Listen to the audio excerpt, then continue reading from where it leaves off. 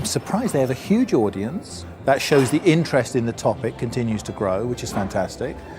We had really, really smart people on the panels, people that run these businesses, and to hear them talking about some of the new opportunities and new challenges was fantastic. So no, I loved it. I thought it was a great morning.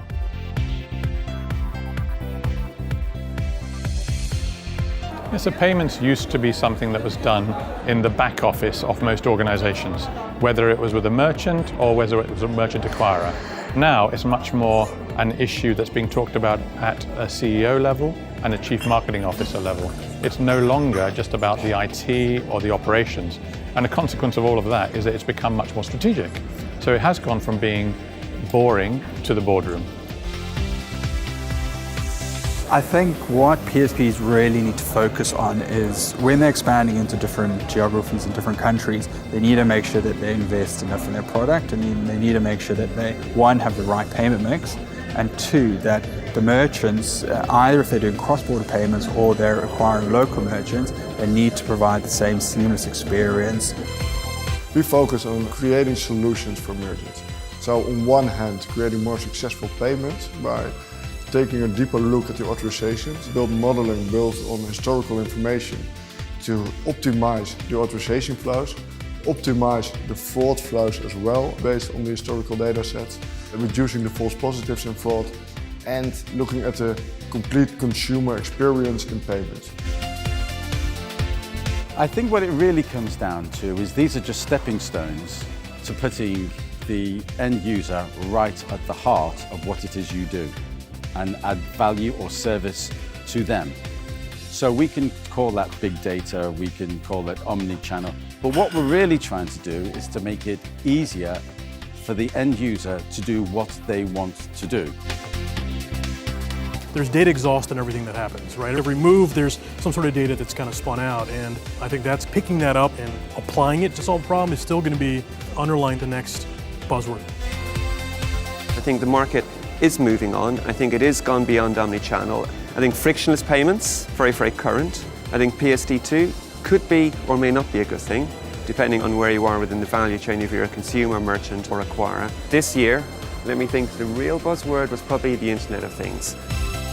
I think the Internet of Things pretty much embraces everything that I can think of at the moment. Big data, data science, artificial intelligence, machine learning, deep learning, all these terms everybody's talking about, all these buzzwords.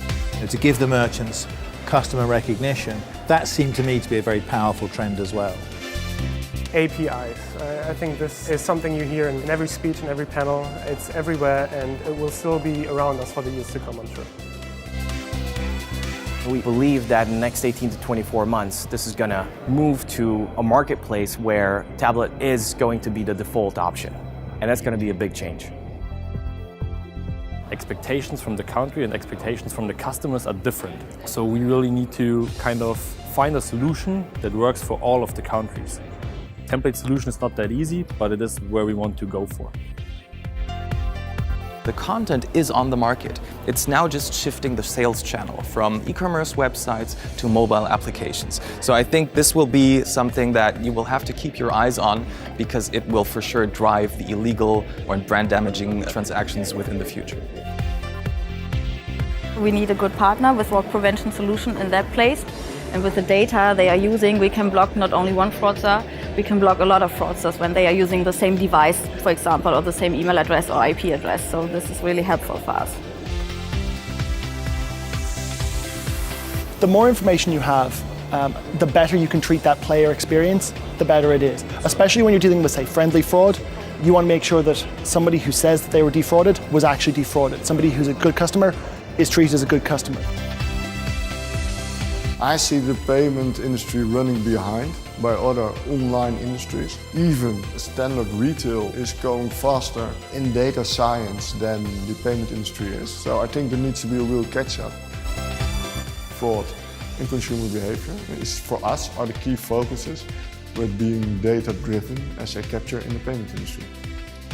PSD2 does a number of different things. It has some positive developments within it. So, for example, the creation of a regulatory framework for payment initiation and account information services. And then that, together with regulators' pressure on industry to create a unified interface through which to offer these services, it could unleash a whole new wave of innovation. I think we're talking about merchant services providers. Yeah. Acquiring is something that used to be done, processing a transaction is something that used to be done. That's a commodity. It's actually about how do you drive more value for a merchant by helping them increase their sales, or helping them reduce their cost, or helping them mitigate fraud. That's what this industry is moving towards.